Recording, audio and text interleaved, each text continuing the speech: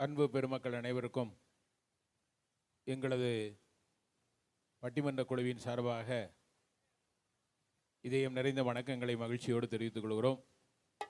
எங்களுக்கு இந்த நல்ல வாய்ப்பை வழங்கிய பங்கு தந்தை உள்ளிட்ட பங்கு பேரவை பெருமக்களுக்கும் அருட்சகோதரிகளுக்கும் பங்கு தந்தை அவர்களுக்கும் துணை பங்கு தந்தை அவர்களுக்கும் மற்றும் விழாவுக்கு வருகை தந்த பாராளுமன்ற உறுப்பினர் அவர்களுக்கும் நிறைவாக நம்மளை எல்லாம் பாடலோடு பரவசப்படுத்திய அருமைக்குரிய பெரியவர் ஐயா அவர்களுக்கும்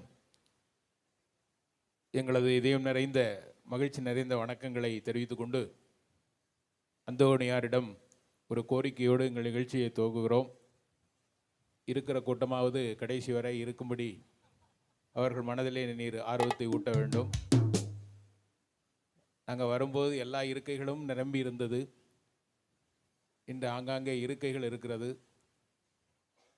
ஆனாலும் ஆங்காங்கே இருக்கின்ற மக்கள் முன்னால் வந்து இந்த நிகழ்ச்சியை சிறப்பித்து தருமாறு உங்களை அன்போடு கேட்டுக்கொள்கிறோம். எங்கள் அணியை சார்ந்தவர்களுக்கு எப்போதும் ஒரு தனித்திறமை உண்டு. எதிரே ஆள் இருந்தாலும் இல்லாவிட்டாலும் இருக்கிற ஆட்களை விரட்டும் வரை அவர் பேசுகிற வல்லமை அவர்களுக்கு உண்டு. அதனால் நீங்கள் விடிஞ்சு தான் போவீங்க, 4 மணி பூஜையெல்லாம் முடிச்சு தான் போவீங்கன்னு பங்கு தந்து ஏற்கனவே சொல்லியிருக்காங்க. அந்த நம்பிக்கையோடு இன்றைய நிகழ்வை நிகழ்த்துவதிலே பெருமை கொள்கிறோம். உண்மையிலேயே ஒரு அற்புதமான திருத்தலம், வேண்டிய வரங்களை எல்லாம் அள்ளித்தருகின்ற கோடி அற்புதர் இங்கே அருள் பாலித்து கொண்டிருக்கின்றார். நோய் என்று வந்தவருக்கு நோய் தீர்க்கும் மருந்தாக, தவித்து நிற்கும் தாய்க்கு குழந்தையாக, தாயிருந்து பிள்ளை இல்லா பெண்மைக்கு குழந்தை பேறு தருகின்ற பெரும் தெய்வமாக, இப்படி எந்த வேண்டுதல் கேட்டாலும் அந்த வேண்டுதல் எல்லாம் நிறைவேற்றுகிற வல்லமை நிறைந்த ஒரு சக்தியாக இங்கே புனித அந்தோணியார் அருள்பாலித்து கொண்டிருக்கின்றார். அதைத்தான் கவியரசு கண்ணதாசன் இந்த அந்தோணியாரின் அற்புதங்களை 4 வரிகளிலே சொன்னார். அவர் உண்மையிலே ஒரு பாட்டை எழுதினார். ஆனால் அது அந்தோணியாரை மனதில் நிறுத்தி தான் எழுதியிருப்பார் என்பது என்னுடைய எண்ணம். அந்த அளவுக்கு சீடர்களிலே முதல் புனிதர் பட்டம் பெற்ற பெருமை அந்தோணியாருக்கு உண்டு. அந்த அளவுக்கு இறைப்பணியிலே தன்னை முழுமையாக ஈடுபடுத்தி கொண்டவர்.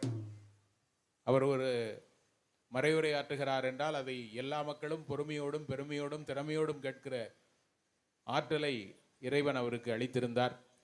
அதனால்தான் கவியரசு கண்ணதாசன் சொன்னார், உண்மையை சொல்லி நன்மையை செய்தால் உலகம் உன்னிடம் மயங்கும், நிலை உயரும் போது பணிவு கொண்டால் உயிர்கள் உன்னை வணங்கும். இந்த 4 வரி புனித அந்தோணியாருக்குன்னே எழுதப்பட்ட வரி. அதுக்கு அடுத்த 2 வரி நமக்காக எழுதப்பட்ட வரி. ஆசை கோபம் களவு கொண்டவன் பேச தெரிந்த மிருகம், அன்பு நன்றி கருணை கொண்டவன் மனித வடிவில் தெய்வம். இது குருமிகம் என்பது கள்ளமனம், அது தெய்வம் என்பது பிள்ளை மனம். இது மிருகம் என்பது கள்ளமனம், பெரும் தெய்வம் என்பது பிள்ளை மனம். இந்த 4 கட்டளை அறிந்த மனது ஆண்டவன் வாழும் பிள்ளை மனம், ஆண்டவன் வாழும் வெள்ளை மனம். அப்படின்னா அந்த ஆண்டவன் வாழுகின்ற வெள்ளை மனமாக இருக்கின்ற அந்தோணியாரின் அருள் நிறைந்திருக்கின்ற இந்த சபையிலே ஒவ்வொரு ஆண்டும் எல்லா சமுதாய மக்களும் தங்களுடைய வேண்டுதலை நிறைவேற்றி வெற்றி கண்டு கொண்டிருக்கின்ற இந்த சபையிலே, அதிலும் ஒவ்வொரு செவ்வாயும் இங்கே கூட்டம் நிரம்பி வழியும். ஏனென்றால் அந்தோணியாரின் மிகப்பெரிய பெருமை, அந்தோணியாரின் சிறப்பு அந்த செவ்வாய். அவர் மரித்ததும் செவ்வாய்க்கிழமை. அதுபோல் அவர் குழந்தையின்றி வந்த தம்பதிக்கு அருள் பாலித்து 9 செவ்வாய்க்கிழமை என் ஆலயத்திலே வந்து நீங்கள் மன்றாடுங்கள், அங்கே உங்களுக்கு வரம் கிடைக்கும் என்று அந்த செவ்வாய்க்கிழமை அவர் வாக்கு கொடுத்தார். அதுபோல தங்களுடைய பணிகளை தங்களுடைய கோரிக்கைகளை மக்கள் ஒவ்வொரு செவ்வாய்க்கிழமையும் இந்த ஆலயத்தில் வந்து நிறைவேற்றி கொண்டிருக்கிறார்கள் என்றால் அந்த செவ்வாய் நாயகன் புனித அந்தோணியார் அவர்கள். அவருடைய அருள் இங்கே பெருமையாக நிறைந்திருக்கிறது. அதனால தான் இத்தனை பேர் இவ்வளவு பொழுதிலும் இங்கே காத்திருக்கிறீர்கள், திருப்பலிக்காக காத்திருக்கிறீர்கள். விடியும் பொழுது வாழ்க்கையின் கஷ்டமெல்லாம் முடியும் பொழுதாக இருக்க வேண்டும் என்று அந்தோணியாரின் அருளை தேடி காத்திருக்கிறீர்கள். உங்களுக்கு ஒரு கோரிக்கை, உங்களுக்கு ஒரு கஷ்டம் என்றால் உங்களுக்கு வந்து வழிகாட்டுவது புனித அந்தோணியார் யார் இருக்கும். அப்படி புனித அந்தோணியார் வராவிட்டால் நிச்சயமாக அவர் கட்டளையிட்டு ஒரு மனித அந்தோணியார் வந்து நிற்பார். அப்படின்னா என்ன அர்த்தம்? புனித அந்தோணியார் வருவார், இல்லைன்னா அவர் ரூபத்தில் நம்மகிட்ட இருக்கிற ஒரு அந்தோணியார் வருவார், இல்லைன்னா நம்ம அருட்தந்தை அந்தோணியார் வருவார். அப்படின்னா எப்படியாவது நமது குறைகளை தீர்ப்பதற்கு நமக்கு ஒரு உறவு கிடைக்கும். அந்த சக்தியை அந்தோணியார் அள்ளி தருவார். அந்த பாக்கியம் உங்கள் எல்லாருக்கும் கிடைத்திருக்கிறது, இனி எங்களுக்கும் கிடைத்திருக்கிறது. இதெல்லாம் வழக்கமாக நாங்கள் பட்டிமன்றம் முடிக்கிற நேரம். இப்போ ஆரம்பிக்கிறோம்னா ஐயாவோட உத்தரவு, எவ்வளோ நேரம்னாலும் நீ பேசு, காவல்துறைக்கு நான் உத்தரவு போடுறேன்னு இருக்கா.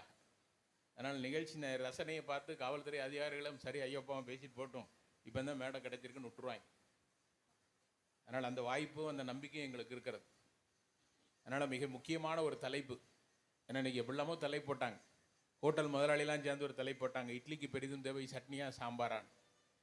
ஒரு அணியில் இருக்கவெல்லாம் சட்னி தான், கடுகு உளுந்தம்பருப்பு போட்டு தாளித்து வச்சா 45 இட்லி சரன்னு உள்ள போயிடும். இன்னொரு அணியில் இருக்கவன் சாம்பார் மணமும் சட்னி குணமும் அப்படியே இட்லி வாடையும் தூக்கி சாப்பிட்டோம்னா 55 இட்லிடா அப்படின்னா. நடுவர் வந்தார், எனது அனுபவத்தை பொறுத்தவரை இட்லிக்கு பெரிதும் தேவை சட்னியும் சாம்பாரும் அல்ல, அரிசியும் உளுந்தும்ட்டு அவர் போயிட்டார். உண்மையிலே அந்த கடையில் அவர் தான் மாஸ்டர் புலுக்கு. ஆனால் இன்னொரு இடத்துல பட்டிமன்றம் நடந்தது, கணவன்மார்கள் மனைவிமாரிடம் அடி வாங்குவது பூரிக்கட்டையாலா உருட்டுக்கட்டையாலான்னு ஒரு தலை போட்டாங்க. ஒரு அணியில் இருக்கெல்லாம் பூரிக்கட்டை தான் மோசமான அடி, கிச்சனில் இருந்து எறிஞ்சா பெட்ரூமில் இருந்தாலும் நெத்தி பேர்ந்துருது, அது மோசமான அடி. இன்னொரு அணியில் கொஞ்சம் நம்ம பூரிக்கட்டையாவது கேட்ச் பிடிச்சிடலாம், உருட்டுக்கட்டை அடி உள்ளே உறங்கிட்டு அடிக்கும்போது அடிக்கிறா அது ஒரு உருப்படாத அடின்னா.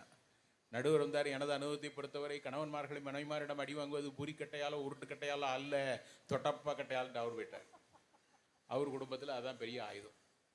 இப்படி வீட்டுக்கு வீடு பிரச்சனைகள் 1000 இருந்தாலும் கூட வாழ்க்கையிலே சந்தோஷம் என்பது வேண்டும். அந்த சந்தோஷம் இருந்தால் அந்த கொடுமை எப்படி இருக்கும் அப்படின்னா, ஒரு கவிஞன் அற்புதமாக பாட்டு சொன்னான். ஆனந்தம் விளையாடும் வீடு இது, ஆனந்தம் விளையாடும் வீடு, 4 அன்றில்கள் ஒன்றான கூடு, இது ஆனந்தம் விளையாடும் வீடு.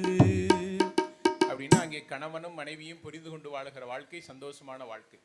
அப்படி ஒரு மகிழ்ச்சியான வாழ்க்கை இருந்தது அந்த காலமா இந்த காலமா. அதான் இசையோடு இணைந்த ஒரு பட்டிமன்றம். தனியாக உட்காந்து பேசிட்டு இருந்தேன், இப்போ யாரும் கேட்கறது இல்லை. ஏன்னா எங்கே போனாலும் பாட்டாகி போச்சு. வீட்டில் பாட்டு, ரோட்டில் பாட்டு, பஸ்ஸில் பாட்டு, பஸ் ஸ்டாண்டில் பாட்டு, சொல்லில் பாட்டு, லொல்லில் பாட்டு, எல்லாம் பாட்டு. இந்த பாட்டு பிறந்த இடம் கிராமம்தான். கிராமத்தில் தான் அந்த காலத்தில் அப்படியே நாட்டுப்புற பாட்டு பாடினாங்க. ஆனால் முதல்ல இந்த பூமியில் பாடினது யார் தெரியுமா? அந்த முதல் குயில் யார் தெரியுமா? ஒரு குழந்தையின் முதல் ஆசிரியை யார் தெரியுமா? இந்த தாய் தான். அந்த தாய் தான். அவள் தான் தமிழையும் சொல்லிக் கொடுத்தாள், தாய் பாசத்தையும் சொல்லிக் கொடுத்தாள்.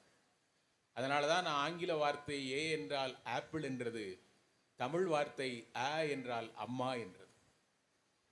உயிரற்ற பொருளை சொன்னது ஆங்கிலம், உயிருள்ள பொருளை சொன்னது தமிழ். அந்த தாய் அந்த காலத்தில் தாலாட்டு பாடினா. கொஞ்சம் பெரிய வீடாக இருந்தால் தொட்டில் நீட்டி ஆட்டலாம். தாலாட்டு தெரியாதவங்களுக்கு சினிமாக்காரன் சொல்லி கொடுத்தான். செல்வமே எந்த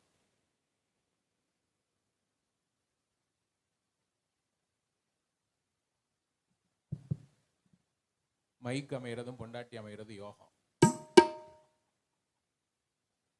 நமக்கு அந்த பாக்கியம் இல்லை.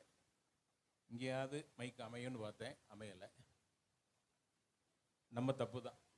சிறந்த முறையிலே ஒளி அமைத்து தந்திருக்கிற சிவார் சவுன்ஸ் அவர்களுக்கும் எங்களது நன்றியை தெரிவித்துக் கொள்கிறோம். அவள் பேரை சொல்லணுமில்ல, அதான் முறை. கொஞ்சம் பெரிய வீடாக இருந்தால் தொட்டில் நீட்டி ஆட்டலாம், தொட்டில் அங்கேயும் போயிட்டு வரும். செல்வமே எந்த ஜீவனே அப்படின்னா பெரிய வீடாக நீட்டி ஆட்டலாம். கொஞ்சம் சின்ன வீடாக இருந்தால் செல்வமே உள்ள தலை சவுத்தில் முட்டி சொல்லி முடிஞ்சுவோம். அதுக்காக பாட்டை சுருக்கணும். மலர்ந்தும் மலராத பாதி மலர் போல வளரும் விழி வண்ணமே, வந்து விடிந்தும் விடியாத காலை பொழுதாகி கலைந்த கலை அண்ணமே. இப்ப இப்படி தொட்டில் ஆடுறதுக்கெல்லாம் நேரம் இல்லை. மேலே ஒரு ஸ்ப்ரிங்கை போட்டு அதில் தொட்டில் போட்டு அதில் குழந்தைய போட்டு இழுத்து விட்டா, காலையில் இழுத்து விட்ட குழந்தை சாயங்காலம் வரைக்கும் தூக்கிக்கிட்டே கிடக்கும். இன்னும் கொஞ்சம் வேகமாக இழுத்து விட்டா மணிமுத்தாறு பஸ் ஸ்டாண்டில் போய் கிடக்கும். இதுக்குன்னே ஒரு பாட்டு வச்சான். கும்பிட போன தெய்வம் குறுக்கே நடக்குதம்மா,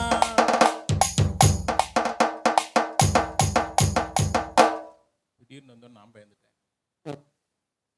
அப்படின்னா அங்கே தாலாட்டு என்பது கூட இன்று தடமாறி போகின்ற போது இந்த காலம் என்பது நமக்கு சந்தோஷத்தை தந்திருக்கிறதா சங்கடத்தை தந்திருக்கிறதா தெரியல. ஆனால் கால மாற்றம் என்பது நடந்திருக்கிறது. அன்னைக்கு பாருங்களேன், பெரிய உரல் அப்படியே இருந்தது, தரையோட தரையா இருந்தது, நடுவில் இருக்கிற குழவி மட்டும் சுத்திக்கிட்டே வந்து. இன்னைக்கு பாருங்க, நடுவில் இருக்கிற குழவி அப்படியே இருக்கு, உரலே சுத்துது. அன்னைக்கு அம்மி மிதித்து அருந்ததி பார்த்தார்கள் பெண்கள், இன்னைக்கு சைக்கிள் மிதித்து சல்வார் கமிஸ்ல போயிட்டு இருக்காங்க. இன்னொன்று என்னன்னு கேட்டிங்கன்னா, எங்கள் வீட்டம்மாலாம் வரும்போது ஒரு பெரிய கிரைண்டர் கொண்டு வந்தது. அதில் அரைக்க முடியலை, வலிக்க முடியலை, குறுக்கு வலிக்குன்னு சொல்லி டேபிள் மேலே வச்சு அரைக்கணும்னு ஒன்று வாங்கிச்சு. அப்புறம் அதுவே மாவை கொட்டணும்னு ஒன்று வாங்கிச்சு.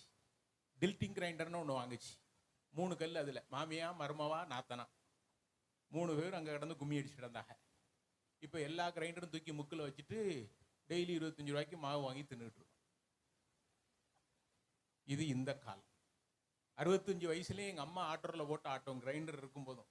ஏமா கிரைண்டர் இருக்கலாம், ஏன் இதில் ஆட்டுறீங்கன்னா, கரண்ட் போச்சுன்னா மாவு கடுத்து போமியா, பிள்ளைய சாப்பிட முடியாதியா. என் பிள்ளைய நல்லா சாப்பிடணும்னு ஆசைப்பட்டது அந்த காலம். நானும் சாப்பிட மாட்டேன், எதுவனையும் சாப்பிட விட மாட்டேங்கிறது இந்த காலம். அன்னைக்கு சாப்பாட்டை பெருமையாக நினைத்து சாப்பிடுவது வாழ்க்கையின் ஒரு அங்கம் என்றது. இன்னைக்கு சாப்பாட்டை தேடி ஊரா போறோம். அன்னைக்கு குக் பண்ணாங்க, இன்னைக்கு புக் பண்ணுதாங்க, ஆன்லைன்ல புக் பண்ணுதாங்க. 6 இட்லி கட்டி சட்னி சாம்பார். அவன் வரும்போதே 1.5 இட்லி தின்னுட்டு பாதி சட்னி நக்கிட்டு கொண்டு தார. அந்த எச்சியத்தான் நம்ம தின்னுட்டோம். சந்தோஷம் என்பது குடும்பத்துக்குள்ளே சங்கடப்படுத்தி கொண்டிருக்கிறதோ என்று அந்த காலம்தான் என்பதற்காக பேராசிரியர் துரைபாண்டியன் அவர்கள் குளத்தூர்ல இருந்து வந்திருக்கிறார். நேற்று சாயங்காலம் 4 மணிக்கு கிளம்புனவர். அதே அடியில் வலு சேர்ப்பதற்காக எங்கள் அணியின் மிக ஒல்லியான பேச்சாளர் எங்கள் அன்பு சகோதரி அனிதா அவர்கள் நாகர்கோயிலில் இருந்து வந்திருக்கிறார். ரொம்ப எந்திக்க வேண்டாம். இந்த நிகழ்ச்சி இங்கு அமைவதற்கு முழு முயற்சி எடுத்து கிட்டத்தட்ட 45 நாட்கள் அயராது உழைத்து அருட்தந்தையின் ஆசியையும் அருளையும் பெற்று இந்த நிகழ்ச்சியை அமைத்து தந்து, அதுவும் 10 மணிக்குள் நிகழ்ச்சி நடக்குமில்லை என்று சாப்பிடக்கூட இல்லாமல் தவித்துக் கொண்டிருக்கின்ற எங்கள் அன்பு சகோதரி மெர்லின் அவர்களும் இன்றைய காலமே இந்த அணிக்காக வலு சேர்க்க வந்திருக்கிறார்கள். அதே அணியிலே வலு சேர்ப்பதற்காக இந்த பக்கம் ஒரு வெயிட் பார்ட்டினா அந்த பக்கம் ஒரு வெயிட் பார்ட்டி. ஏன்னா ஃபாதர் சொன்னாங்க நல்ல வெயிட்டான ஆளாக கூட்டுவாங்கன்னு. அதுக்காக 2மே 65 கிலோ 85. அதே மாதிரி அன்பு தம்பி இசக்கி ராஜா அவர்கள், அவரும் வளர்ந்து வருகிற ஒரு பேச்சாளர், மிகச்சிறந்த சிந்தனையாளர். அவருக்காக கைத்தட்டிய 6 பேருக்கு நன்றி. எங்களுக்கு பணம் காசு பெருசு இல்லை, நீங்க கைத்தட்டுறீங்க பாருங்க, அதுதான் அத்தனை லட்சங்களை விட மிகப்பெரிய ஆசீர்வாதம். கைத்தட்டுறது எங்களது பேச்சுக்கு மட்டுமல்ல, உங்களை உறங்க விடாமல் பார்த்துக்கொள்ளும். ஏன்னா உட்கார்ந்து இருக்கிறது பாயில் இருந்தேன்னா உறங்கினா கீழே விழுந்தா ஒண்ணும் இல்லை. சேர்ல உட்காந்து உறங்கணும்னு வைங்க, இந்த பக்கம் சாஞ்சிங்கன்னா சொல்ற போயிடும், இந்த பக்கம் சாஞ்சிங்கன்னா கழுத்து போயிடும்.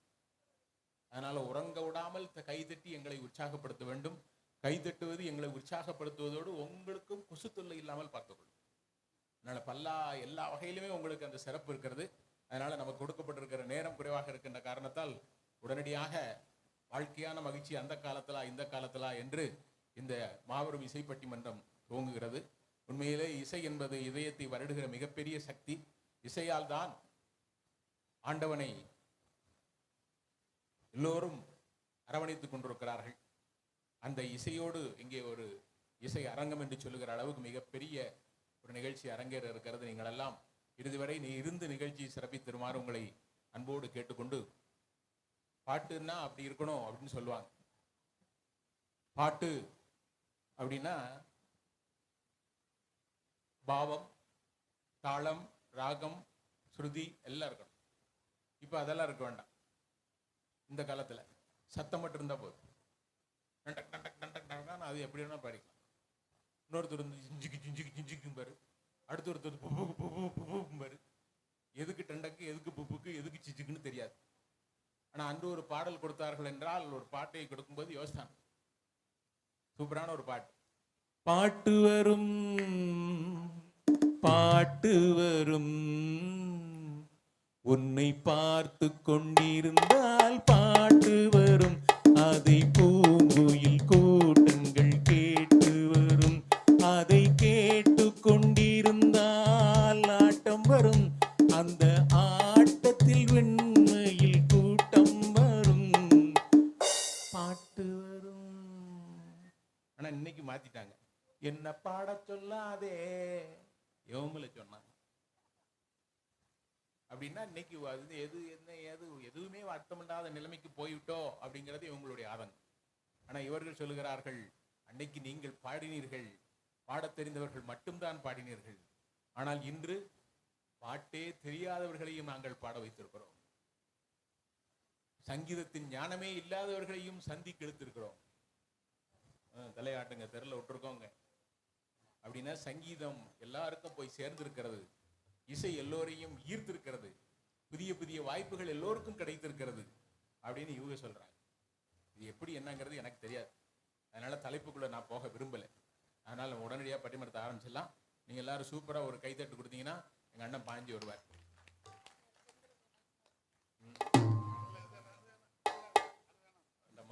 மிகச்சிறந்த ஒரு திரைத்துறையை சார்ந்தவர் நம்ம காமெடி நடிகர் செந்தில் என்ன இருக்கார் பாருங்க, அவருடைய மைத்துனர்.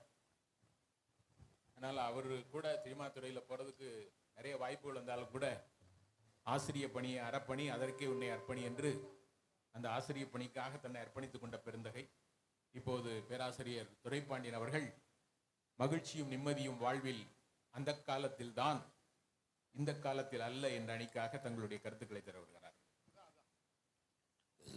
ரெண்டு வச்சுங்களேன், வாய்ப்பு இருந்தா.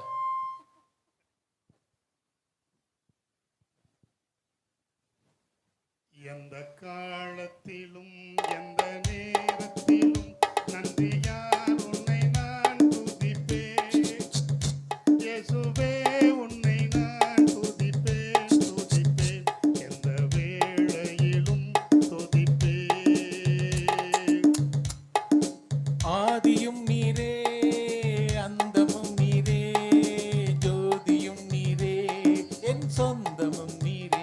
எந்த காலத்திலும் எந்த நேரத்திலும் நன்றியால் உன்னை நான் துதிப்பேன்.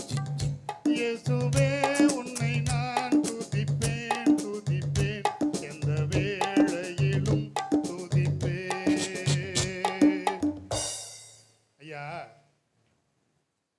அந்தோணியார் திருத்தலம் என்பதால் ஒரு 4 வரி நம்ம பாடணும்.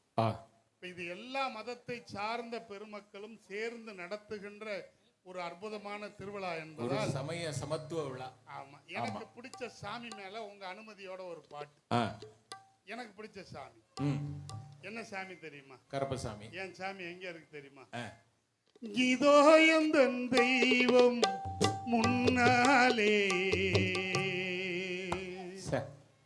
நான் ஒரே ஒரு புன்னகையில் கண்டேனே.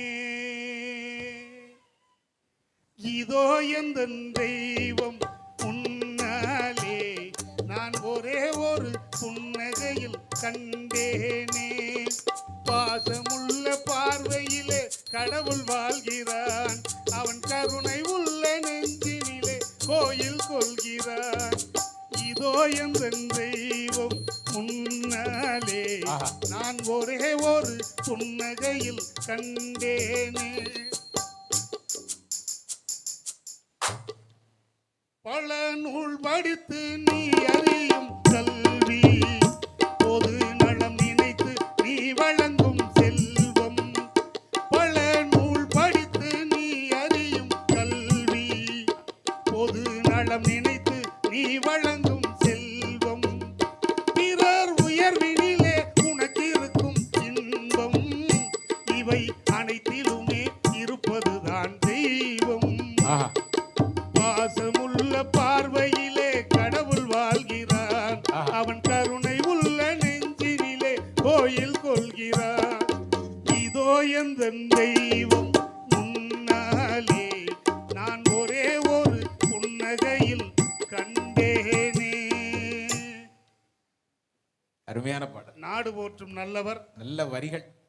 பாசமுள்ள பார்வையிலே கடவுள் வாழ்கிறான், அவன் கருணையுள்ள நெஞ்சினிலே கோயில் கொள்கிறான். அப்படின்னா எங்கே அன்பு இருக்கிறதோ அங்கு இறைவன் இருக்கிறான். நாடு போற்றும் நல்லவர், பட்டிமன்ற பாவலர், பாட்டு மன்ற காவலர், வணக்கத்திற்கு மரியாதைக்கும் உரிய நடுவர் பெருந்தகை அவர்கள். ஒண்ணு விட்டுட்டே ஐயா, சொல்லுங்க. பாட்டு பட்டிமன்ற காவலர், பைந்தமிழ் பாவலர், ஆஹா. வீட்டுக்கு ஏவலர். ஏ- இரு அணியின் அற்புதமான அறிஞர் பெருமக்களே, ஆஹா. அற்புதமாக இசையமைத்துக் கொண்டிருக்கின்ற அன்பு சகோதரர்களே, ம். இங்கே திரளாக வருகை புரிந்து எங்களை மேடை ஏற்றி பெருந்தன்மையோடு கீழே அமர்ந்திருக்கின்ற மரியாதைக்கும் வணக்கத்திற்கும் உரிய சுவைஞர்களே, அருட்தந்தையர்களே, ஒளி ஒளி அமைத்துக் கொண்டிருக்கின்ற தம்பிகளே, கண்ணியத்திற்குரிய காவல்துறையை சார்ந்த பெரியோர்களே, இப்ப எல்லாரும் உங்க காலை பாருங்க, இந்த கருவாயனோட வணக்கம் வந்து கிடக்கும். ஆஹா. நான் முக்கியமானதை விட்டீங்களே. என்னையா? எங்களுக்கு அன்பாக உணவு உபசரித்த சொல்லணும்யா அன்பு சகோதரிகளே. அந்த அந்த அந்த சகோதரிகள் அப்படி யூனிஃபார்ம்ல, அது என்ன கலர் தங்கச்சி? தாமரப்பு கலரா? ஆமா. அந்த கலர்ல அப்படி யூனிஃபார்ம்ல அந்த தங்கச்சியை எங்களுக்கு அந்த சுவையான அந்த சாப்பாடு கொடுத்தது எங்க அம்மாவை ஞாபகப்படுச்சு. இல்ல, அதை விட எனக்கு இன்னொரு சிறப்பு என்னன்னா, இவ்வளவு மென்மையான இட்லி என் வயசுல இவ்வளவு நாள் நான் சாப்பிட்டதே இல்லை. உண்மைதாங்கய்யா. எங்க வீட்டுல எல்லாம் இட்லி வச்சானா தப்பி தவறி காலில் விழுந்துனா பெருவரல் தூர போயிடும். உண்மைதாங்கய்யா. ஐயா, உங்க வீட்டுல அப்படி, எங்க வீட்டுல இட்லின்னு இது வரைக்கும் எதையோ போட்டு ஏமாத்தி இருக்காங்க. உண்மையான இட்லியை நான் அங்கதான் சாப்பிட்டேன். அருமை. அந்த தங்கச்சிகளை நினைச்சா சவால். அந்த காலத்துல பாடல்கள் எப்படி இருந்துச்சு? ஆஹா. எப்படி இருந்துச்சு?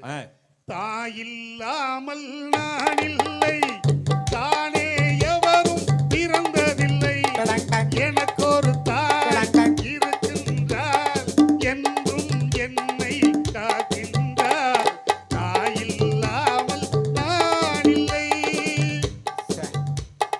ஜீவநதியாய் வருவாள், என் தாகம் தீர்த்து மகிழ்வாள், ஜீவநதியாய் வருவாள், என் தாகம் தீர்த்து மகிழ்வாள், தவறினை பொறுப்பாள், தருமத்தை வளர்ப்பாள், தரணியிலே நலம் சேர்த்திடுவாள். தவறினை பொறுப்பாள், தருமத்தை வளர்ப்பாள், தரணியிலே நலம் சேர்த்திடுவாள். அந்த தாயில்லாமல் நான் இல்லை, தானே எவரும் பிறந்ததில்லை, எனக்கொரு தாய் இருக்கின்றாள், என்றும் என்னை காக்கின்றாள், தாயில்லாமல் யாரும் இல்லை. இன்னைக்கு அந்த பாட்டு வேற மாதிரி இருக்கும். எப்படி தெரியுமா? எப்படியா இருக்கும்? இன்னைக்கு வேற மாதிரி படம். எப்படியா பாடுறேன்? மம்மி இல்லாமல் யாரும் இல்லை, டம்மி என்றால் அவன் தகப்பனில்லை. ஐயா, அந்த காலத்துக்கு இந்த காலத்துக்கும் குடும்ப உறவுகள் எப்படி செதஞ்சு போய் கிடக்கு. ஆஹா. அதை நான் சொல்லாம வெளி உலகத்துக்கு போனா அது நல்லா இருக்காது. நம்ம குடும்பம் தானே உலகம். நம்ம குடும்பம். ஐயா, எல்லாரும் எங்க ஐயா அப்பா உங்க சார்பில் பார்ப்பாங்க. ஐயா, இந்த செல்போன்ல நான் என் மனைவி படத்தை வச்சிருக்கையா. ஒண்ணுதானே? ஆமா, ஒண்ணுதான். சரி, நமக்கு ஒன்னே அதிகம்யா. ஐயா, என் மனைவி படத்தை வச்சிருக்கேன். முதல்ல இருக்கதா? ஆமாங்க, ஒண்ணுதான் இருக்கு. ஒண்ணுதான் இருக்கு. சரி, என் மனைவி படத்தை வச்சிருக்கேன்மா. என் தங்கச்சி மெர்லின் ஒரு நாள் எங்க வீட்டுக்கு வந்து, அத்தாச்சி அத்தாச்சி, அண்ணி அண்ணி, அண்ணன் உன் படத்தை செல்போன்ல வச்சிருக்கானே, நீ அவன் படத்தை வச்சிருக்கியா அப்படின்னு என் தங்கச்சி கேக்குது. கேட்டா என்ன அண்ணன் சொல்லணும்? ஆமா, ஒண்ணு வச்சிருக்கேன்னு சொல்லணும், இல்ல இல்லன்னு சொல்லணும். என் பொண்டாட்டி சொல்றா, மெர்லின் கேட்டதுக்கு, அவனை வீட்டுல வச்சிருக்கிறதே பெருசு, செல்போன்ல வேற வச்சிருப்பாங்களா. ஆனா ஐயா, அவ கூட தான் நான் குடும்பம் நடத்திக்கிட்டு வச்சிருக்காங்க வீட்டுல. வச்சிருக்காங்க. நான் எதுக்காக தெரியுமா? என் செல்போன்லயும் நான் படம் வச்சிருக்கேன். வீட்டம்மா படம். பாசத்திலேயோ பிரியத்திலேயோ இல்ல. இப்ப நிகழ்ச்சி முடிச்சு 2 மணிக்கு 3 மணிக்கு வீட்டுக்கு போறோம்னா, பேய் பிசாசு அண்டாம இருக்க சொந்த பேய கூடயே வச்சு கூட. ஐயா ஐயா கொஞ்சம் ஒரு நிமிஷம். TN 37 66 69 இந்த வண்டி கொஞ்சம் வழியை மறைத்து கொண்டிருக்கிறது. வேறு வாகனங்கள் செல்ல முடியாத இடத்தில் இருக்கிறது. தயவு செய்து ஐயா அந்த எந்திரிச்சாங்க. நன்றி நன்றி நன்றி அண்ணா. பாருங்க ஐயா, என் படத்தை வைக்க மாட்டேன்னு சொன்னாலனே, நான் ஒரு நாள் அவளுக்கே தெரியாம செல்போன்ல என் படத்தை வச்சுட்டேன். அவங்க செல்போன்ல? ஆமா, அவ செல்போன்ல. ஆனா இன்னைக்கு வரைக்கும் மாத்தல தங்கச்சி. ஏன் தெரியுமா? அவளுக்கு மாத்த தெரியாது, என்னையும் மாத்த தெரியாது, செல்போன்ல இருக்கிற படத்தையும் மாத்த தெரியாது. அதனால என் பொழப்பு நாராம ஓடிக்கிட்டு இருக்கு. சரி ஐயா, என் வீட்டுக்கு ஒரு மருமக வந்துச்சு. என் பையனுக்கு மாத்த தெரியாது, அந்த பெண்மைக்கு ஏமாத்தவும் தெரியாது. ஐயா, என் வீட்டுக்கு என் பையனுக்கு ஒரு பொண்ணை பார்த்து கூட்டிட்டு வந்து கல்யாணம் முடிச்சு வச்சுட்டோம். ஐயா பரவாயில்லையே, திருமணம் ஆயிடுச்சு. எங்க வீட்டுல எல்லாம் என் பையனுக்கு இன்னொரு பையனை தான் கூட்டு வந்தேன். எல்லாரும் அந்த அந்தோனியார் புண்ணியத்துல, அந்த அந்தோனியாருக்கு செவ்வாய்க்கிழமை வந்து என் மருமகளும் எங்க அம்மாவும் என் மனைவியும் வந்து பிரார்த்தனை பண்ணதுல ஒரு பையன் பிறந்துட்டான். பேரக்குட்டி வந்தாச்சு. இப்ப அந்த பையனை போட்டு என் மனைவிக்கு பேரன் தானே மயம்பிள்ள, என் மனைவி மகன் பேரனை போட்டு தொட்டில தாளாட்டுது. நீங்க சொன்னது மாதிரி மோசமா இல்ல இல்ல, என் மண்டாட்டி அழகா தாளாட்டுறா பேர பிள்ளைய தொட்டில போட்டு. மண்ணு நல்ல மண்ணு இது, மன்னவர் நல்லவர். கவனிங்க, பேர பிள்ளைய தொட்டில போட்டு ஏன் மண்டாட்டி பாடுறா? மண்ணு நல்ல மண்ணு இது, மன்னவர் நல்லவர், மன்னவர் கட்டி வந்த மலக்குரங்கே தொந்தரவு. மலக்குரங்கு யாரு? உங்க மம்மி?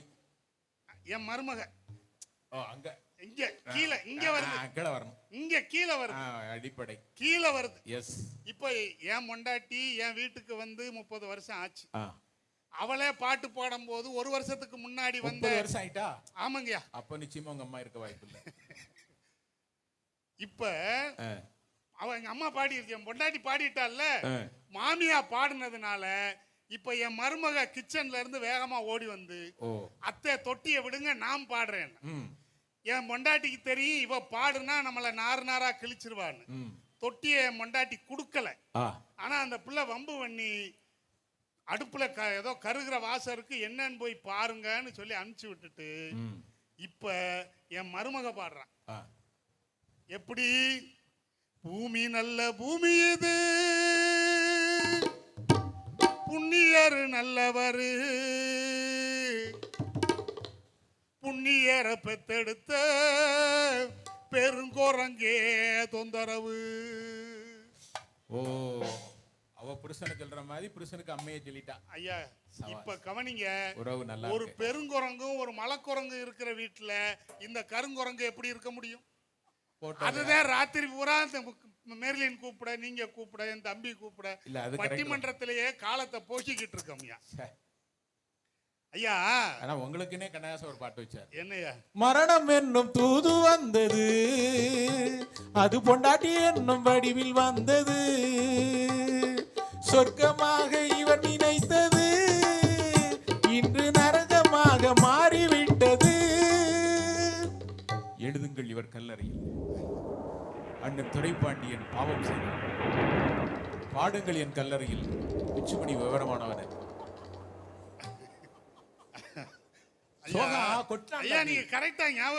மலரைத்தானே நான் பறித்தது, கைமுள்ளின் மீது ஏன் விழுந்தது, உறவைத்தானே நான் நினைத்தது, என்னை பிரிவு வந்து ஏன் அழைத்தது. யாருக்காக? சோறுக்காக. ஐயா, அந்த கொடுமையத்தை நானும் சொல்றேன். நாங்க அண்ணன் தம்பி 4 பேர். 4 பேர் எப்படின்னா, அப்ப நாங்க சின்ன பிள்ளையா இருக்கும் போது எங்க அண்ணன், பெரிய அண்ணன் 3 தம்பி என் கையில பிடிச்சுக்கிட்டு, எங்களுக்கு வந்து எங்க அப்பா ஒரே ஒரு கடலை மிட்டாய் தான் எங்க பெரிய அண்ணன் கையில கொடுப்பாரு. சரி, அவ்வளவுதான் வசதி வாய்ப்பு இருந்துச்சு. அதுக்கு மேல வக்கு இல்ல. ஒரு நாளைக்கு ஒரே ஒரு கடலை மிட்டாய் எங்க பெரிய அண்ணன் கையில எங்க அப்பா கொடுப்பாரு. எங்க அண்ணன் 3 பேர் தம்பிகளையும் கையில பிடிச்சுக்கிட்டு 2 கிலோமீட்டர் நடக்கணும். ஒரு டிஎல்சி ஸ்கூல், அங்க என்னை கூட்டிட்டு போகணும். இந்த 3 தம்பியை கையில பிடிச்சிட்டு 2 கிலோமீட்டர் நடக்கணும் தங்கச்சி. எங்களுக்கு அலுப்ப தெரியக்கூடாதுன்னு எங்க அண்ணன் அந்த ஒரு கடலை மிட்டாய சட்டையில வச்சு 4ஆ கடிப்பான். அதுக்கு பேரு காக்கா கடின்னு சொல்லுவாங்க. நான் ரொம்ப நாளா நினைச்சுக்கிட்டு இருந்தேன், எனக்கு கொடுத்ததுனாலதான் அதுக்கு பேரு காக்கா கடின்னு. ஆனா மெர்லின் மாதிரி சிவப்பா இருக்கிற பிள்ளைகளுக்கு கொடுத்தாலும் அதுவும் அது காக்கா கடின்னு எனக்கு லேட்டா தான் தெரியும். அப்போ எங்க அண்ணன் அந்த கடலை மிட்டாயை 3 தம்பி கையிலையும் கொடுத்துட்டு அப்படியே 3 தம்பி கை பேக்கையும் வாங்கி அவனே தோல்ல போட்டுக்கிட்டு, அப்பெல்லாம் துணிப்பை தானையா, துணிப்பை தானே, இந்த பேக் எல்லாம் எங்க இருந்துச்சு, மஞ்சப்பை தானே, மஞ்சப்பை தானே, அந்த துணிப்பை 3 வாங்கி அவன் முதுகுல போட்டுக்கிட்டு, அந்த மஞ்சப்பை மேல மட்டும்தான் மஞ்சளா இருக்கும், கைப்பிடி கருப்பு கலர்ல இருக்கும், தூரும் கருப்பு கலர்ல, உள்ளுக்குள்ள பார்க்கவே முடியாது, அவ்வளவு மோசமா இருக்கும்.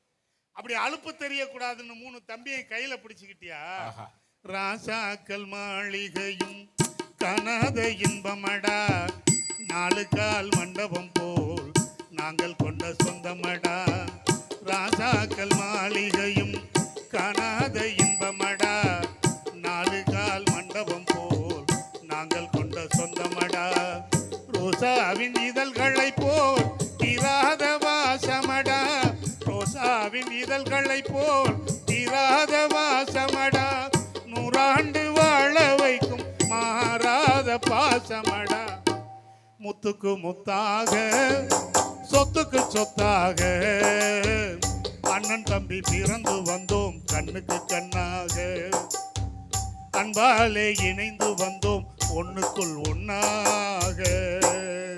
சின்ன தம்பி கடைசி தம்பி செல்லமாய் வளர்ந்த பிள்ளை, ஒன்றுபட்ட இதயத்திலே ஒரு நாளும் பிரிவு இல்லை, முத்துக்கு முத்தாக சொத்துக்கு சொத்தாக அண்ணன் தம்பி பிறந்து வந்தோம் கண்ணுக்கு கண்ணாக, அன்பாலே இணைந்து வந்தோம் ஒண்ணுக்குள் ஒண்ணாக.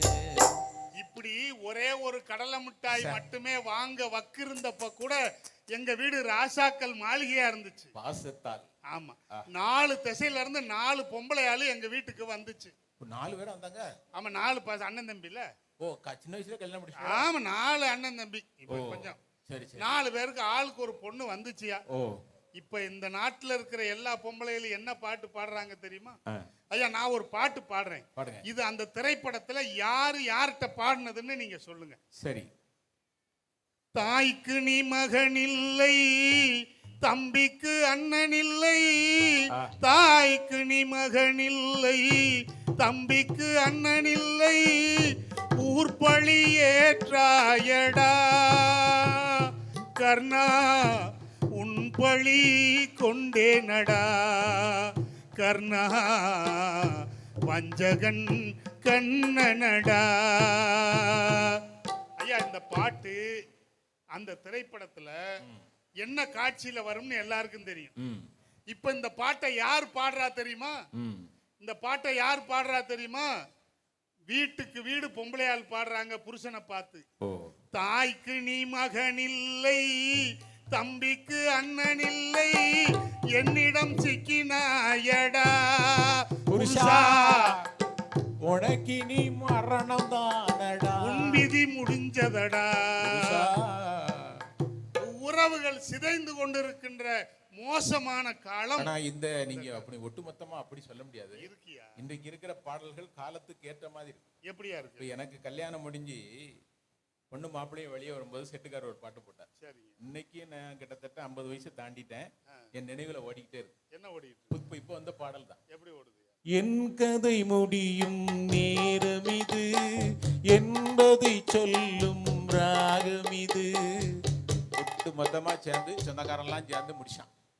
ஐயா, அந்த காலத்துல கடவுளுக்கு பயந்து தப்பு பண்ணாங்க. இந்த காலத்துல கடவுளே பயப்படுற அளவுக்கு தைரியமா தப்பு பண்ற மோசமான சூழல்ல நம்ம வாழ்ந்து கொண்டிருக்கிறோம். அந்த காலத்துல தனியார் எல்லாம் சாராய கடை நடத்தினாங்க, அரசாங்கம் பள்ளிக்கூடம் நடத்துச்சியா. இப்ப எல்லாம் தலைகீழ மாறிடுச்சு. அரசாங்கம் சாராய கடை நடத்துது, தனியார் எல்லாம் பள்ளிக்கூடம் நடத்திட்டு இருக்காங்க. அந்த காலத்துல ஆசிரியர்களை பார்த்து மாணவர்கள் கையெடுத்து கும்பிட்டாங்க, ஐயா வணக்கம் வணக்கம். இப்போ ஆசிரியர்களை பார்த்து ஓ கணக்குவாத்தி ஹவ் ஆர் யூ. உண்மைதையா. அந்த காலத்துல நாங்கெல்லாம் அப்படி சர்ச்சை கிராஸ் பண்ணும்போது ஜீசஸ் மேரி மாதா எந்த கோயில் எந்த சர்ச்சை தாண்டறமோ அங்க ஒரு வேண்டுகோள் வச்சுட்டு போவோம். மாணவனா இருக்கும்போது எந்த ஆசிரியரும் எங்களை அடிச்சிடக்கூடாது மாதா, என் கூடவே வந்து என்னை காப்பாத்தி கூட்டிட்டு வந்துருங்க அப்படின்னு கோரிக்கை வைப்போம்.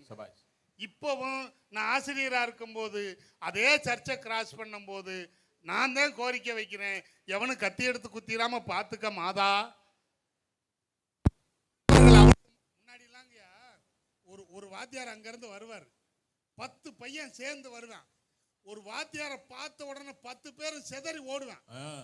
இன்னைக்கு 10 வாத்தியார் சேர்ந்து வர்றாரு, ஒத்த பையன் வர்றான், வாத்தியாருக்கு போன இடமே தெரிய மாட்டேங்குது, இவன்ட்ட மட்டும் சிக்கிடக்கூடாதுன்னு ஓடுறான். அந்த காலத்துல ஊருக்கு ஒரு ஆள் 2 பேர் குடிப்பாங்க, குடிச்சது வெளியே தெரியக்கூடாதுன்னு ஒரு முக்காடை போட்டுக்கிட்டு ஒதுங்கி போவாங்க. இந்த காலத்துல ஊருக்கு 1-2 பேர், இந்த ஊரை தவிர, நான் சொல்றது எங்க ஊர்ல, ஊருக்கு 1-2 பேரை தவிர எல்லாம் குடிக்கிறான். இந்த குடிக்காம இருக்கிறவன் எவங்கிட்டையும் சிக்கிரப்படாதுன்னு முக்காடு போட்டுக்கிட்டு ஒதுங்கி போறான். சூழல் அவ்வளவு மோசமா இருக்கு. இன்னைக்கு பாஸ் பண்ணாலும் குடிக்கிறான், ஃபெயில் ஆனாலும் குடிக்கிறான், லவ் சக்சஸ் ஆனாலும் குடிக்கிறான், அது பிரேக் ஆனாலும் குடிக்கிறான். எதுக்கு குடிக்கிறேன்னு கேட்டா சும்மா நேரம் போல சார் குடிக்கிறாங்க. அதுலயும் குடிகாரன்லயும் பல வகை இருக்கான். எப்படியா இருக்கு? சிங்க குடிகாரன்னு ஒருத்தர் இருக்கான். அவன் யாரையா? ஒரு அவன்ஸ் போட்டோன்னா நான் ஸ்டெடியும் பாங்க குப்புற விழுந்துருவான். 2வது ஒருத்தர் இருக்கான் நாய் குடியாரன், தண்ணி அடிச்சாமன்னா வீட்டுக்கே போக மாட்டான், தெருவா சுத்துவான், திடீர்னு கொலைக்க ஆரம்பிச்சிருவான். இந்த 3வது ஒருத்தர் இருக்கான் கிளிப்பேச்சு குடியாரன். நான் என்ன சொல்றோம்னா சண்டாளப்பாவி கடைசி வரைக்கும் ஒண்ணுமே சொல்லுவான். இந்த 4வது ஒருத்தர் இருக்கான் அவன் என்ன குடிகாரன்? பண்ணி குடிகாரன். வாக்கியா நிறைய தண்ணி போனாலும் அவன் சாக்கடையில போய் தான் விடுவான். ஐயா அப்படித்தாயா ஒரு ஆளு நல்ல மப்புல தண்ணி அடிச்சுட்டு ஒரு நாய் கிட்ட போய் படுத்தான். இந்த நாய் என்ன செஞ்சு எந்திரிச்சு 10 அடி தள்ளி போய் படுத்துச்சு. இவன் விடல, மனுஷங்க தான் என்னை சேர்க்க மாட்டேங்கிறாங்க, நீ ஏன் சேர்க்க மாட்டேங்கிறன்னு திரும்ப நாய் கிட்ட போய் படுத்தான். அது இன்னும் 10 அடி தள்ளி போச்சு. இவனுக்கு கோவம் வந்துருச்சு, ஏன் நாய், நான் வந்து பக்கத்துல படுக்கிறேனே, உன்னை ஏதாவது தொந்தரவு பண்றேன்னா ஏன் எந்திரிச்சு ஓடுறேன்னு கேட்டான். அந்த நாய் நிதானமா எந்திரிச்சு நின்றுகிட்ட அவங்கிட்ட சொல்லிச்சு, முட்டா பயல, நீ குடிச்சிட்டு என்கிட்ட வந்து படுத்திருக்க, உன் பொண்டாட்டி அங்கிருந்து வந்து குடியார நாயேன்னு என்னைய திட்டுறா, குடிக்கிறது நீ, திட்டு வாங்குறது நானாடா. எவ்வளவு மோசமான சூழல்ல இருக்கோம்னு பாருங்க ஐயா. அந்த காலத்துல நடந்த ஒரு சம்பவம் இல்ல, அந்த குடிக்காதேங்கிறது அந்த காலத்துல ஒரு பாட்டுல சொன்னான். என்னையா? குடிக்காதே தம்பி குடிக்காதே, நீ குடிச்சு புட்டு குடலு கட்டு துடிக்காதே, நீ குடிச்சிருந்தா ஊருலகம் மதிக்காதே, உன் வீட்டுல ஒரு கழுத கூட மிதிக்காதே. ஆனா இன்னைக்கு சாராயத்தை ஊத்து அடச்சந்துலத்தான் சாத்து, சாராயத்தை ஊத்து அடச்சன்னலத்தான் சாத்து. இவர்கள் எங்கே கொண்டு சேர்க்கிறீர்கள் ஐயா? அந்த காலத்துல திரைப்படங்கள்ல வில்லன்கள் என்ன செய்யறானோ அதை பூரா இப்ப இருக்கிற கதாநாயகன் செய்யறது மாதிரி காட்சி. அந்த காலத்துல இப்ப சிலர் எம்ஜிஆர் எல்லாம் ஒரு படத்துல கூட குடிக்கிறது மாதிரி, சிகரெட் குடிக்கிற மாதிரி நடிக்கவே மாட்டார்.